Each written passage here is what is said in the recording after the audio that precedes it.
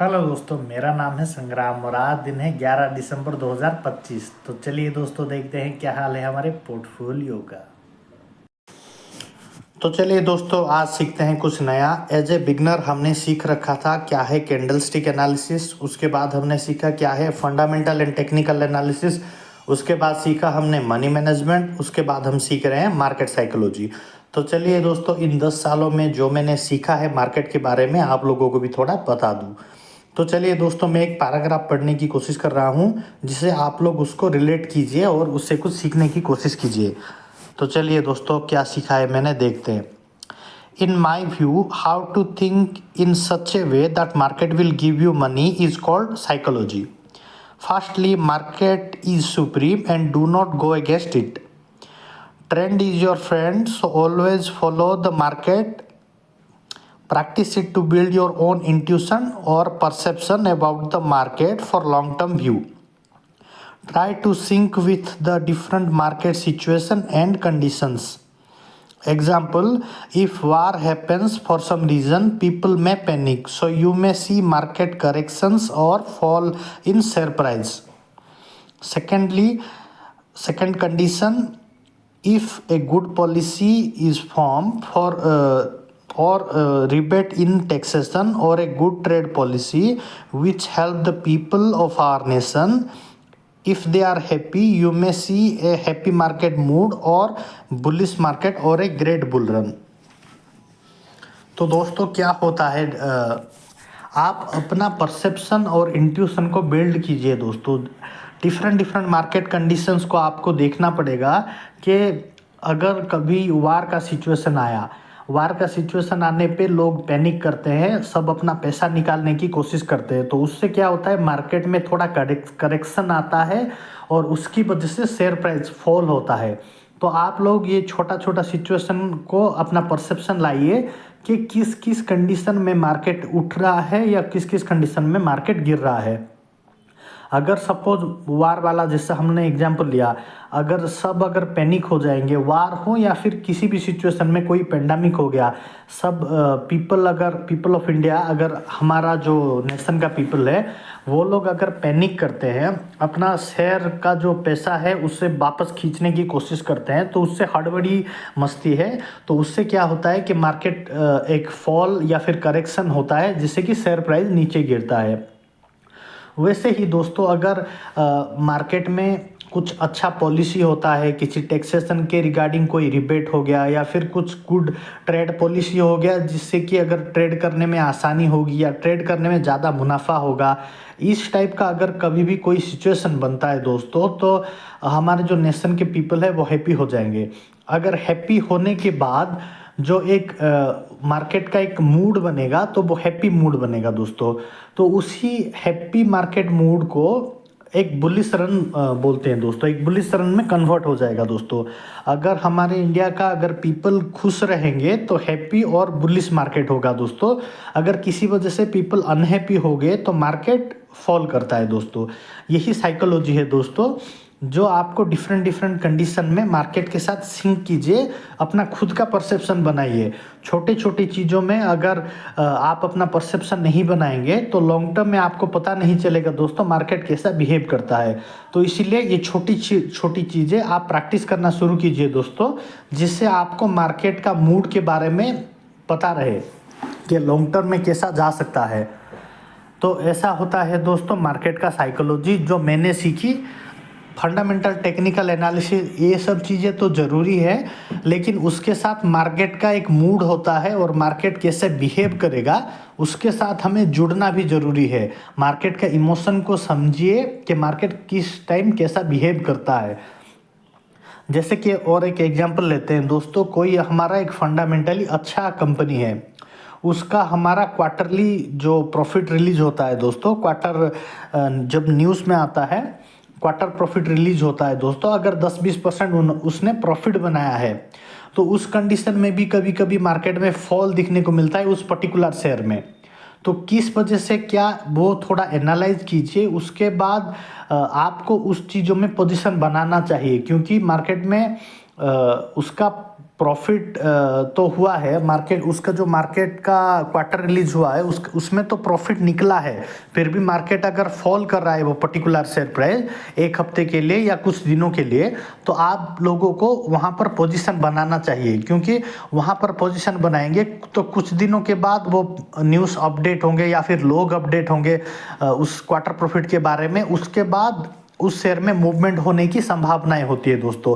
तो ऐसे छोटे छोटे चीज़ों को आप देखकर सीखिए और अपना इंट्यूशन और परसेप्शन बनाइए दोस्तों। ये एक छोटा सा एग्जाम्पल था मार्केट साइकोलॉजी के बारे में दोस्तों। तो बस इतना ही है मार्केट साइकोलॉजी, बस कैसे खुद को पॉजिटिव रखें और मार्केट के बारे में कुछ डेली नया सीखें। तो चलिए दोस्तों, आज हम देखते हैं हमारा पोर्टफोलियो क्या कहता है। तो सबसे पहले देखते हैं हमारा पोर्टफोलियो क्या कहता है। यह है हमारा जीरोधा का ट्रेडिंग अकाउंट।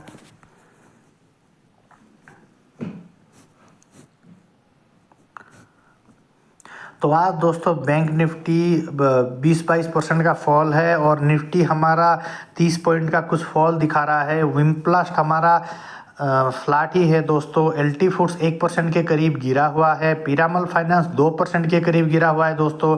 यूपीएल फ्लैट है दोस्तों। टाटा स्टील 1% के करीब बढ़ा हुआ है।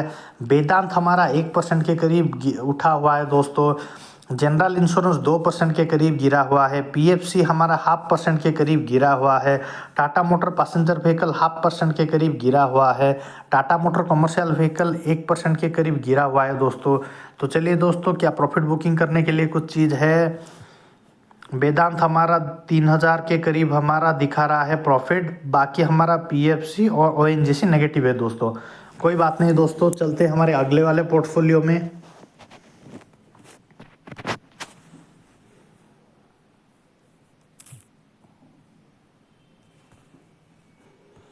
और यहाँ पे दोस्तों हमारा एलटी फूड्स बढ़ा हुआ है 53% के करीब, और यहाँ पे हमारा विमप्लास्ट 25 से 26% का फॉल दिखा रहा है दोस्तों। लेकिन ओवरऑल रिटर्न 14 से 15% का दिखा रहा है दोस्तों। कोई बात नहीं, आगे बढ़ते हैं दोस्तों।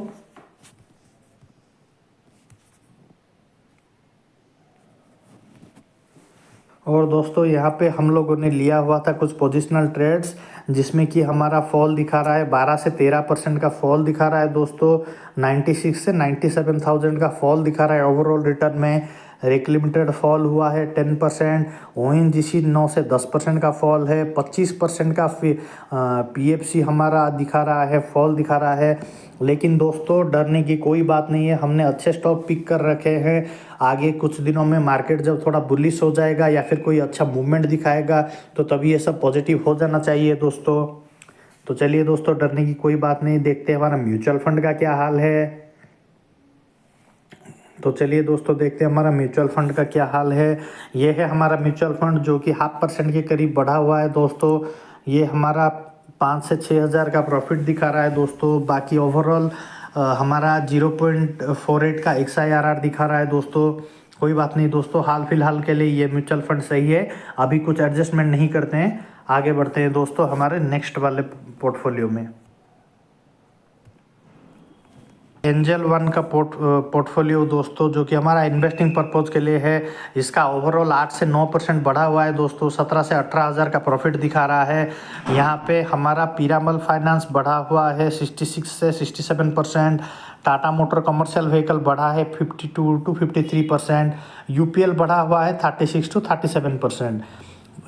हमारा वेदांत बढ़ा हुआ है 5% के करीब। टाटा स्टील बढ़ा हुआ है 3 से 4% के करीब। हमारा जनरल इंश्योरेंस 2 से 3% का फॉल हुआ है दोस्तों। पीएफसी हमारा 16 से 17% का फॉल दिखा रहा है। टाटा मोटर पैसेंजर व्हीकल हमारा 37% का फॉल दिखा रहा है दोस्तों। तो कोई बात नहीं दोस्तों, ये सब लॉन्ग टर्म की चीज़ें हैं, इसीलिए डरने की कोई बात नहीं है। चलिए दोस्तों, देख लेते हैं थोड़ा हमारा चार्ट क्या कहता है। ये हमारा पीरामल फाइनेंस का चार्ट जो कि अब नेगेटिव कैंडल दिखा रहा है दोस्तों मंथली में।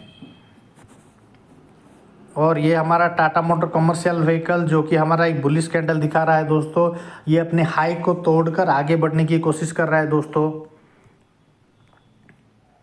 और ये हमारा यूपीएल जो कि एक नेगेटिव कैंडल दिखा रहा है दोस्तों मंथली में, ये नीचे आने की कोशिश कर रहा है। और ये दोस्तों ये हमारा वेदांत है जो अपने हायर हाई को तोड़कर आगे जाने की कोशिश कर रहा था, लेकिन अभी ये रेड कैंडल दिखा रहा है दोस्तों मंथली में। और ये है हमारा टाटा स्टील जो कि नीचे की तरफ आने की कोशिश कर रहा है दोस्तों, एक नेगेटिव कैंडल की तरह लग रहा है, शायद इस मंथ ये नेगेटिव जाए। और दोस्तों ये है हमारा जनरल इंश्योरेंस जो कि एक नेगेटिव कैंडल दिखा रहा है दोस्तों, रेड कैंडल लग रहा है मंथली कैंडल्स में। और ये हमारा पीएफसी जो अपने लो को तोड़कर नीचे जाने की कोशिश कर रहा है दोस्तों, ये थोड़ा बेरिश सिग्नल लग रहा है दोस्तों, ये थोड़ा नेगेटिव लग रहा है, इसीलिए शायद इस मंथ ये पूरा नेगेटिव जा सकता है। तो कोई बात नहीं दोस्तों, ये सब तो चलता रहता है। तो हमारा म्यूचुअल फंड क्या क्या हाल है देख लेते हैं। हमारा छोटा सा म्यूचुअल फंड जो कि 1 से 2% का फॉल हुआ है, जो कि XIRR 1.43 का है, जो कि थोड़ा फॉल दिखा रहा है। कोई बात नहीं दोस्तों, ये सब लॉन्ग टर्म की चीज़ें हैं, डरने की कोई ज़रूरत नहीं है। आगे बढ़ते हैं दोस्तों, क्या हाल है हमारे क्रिप्टो करेंसीज का।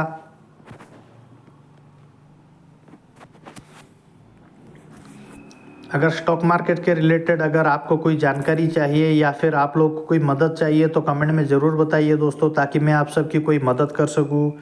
तो ये देख लेते हैं दोस्तों, हमारा क्रिप्टो करेंसी जो कि हमारा 44 to 45% का फॉल दिखा रहा है दोस्तों।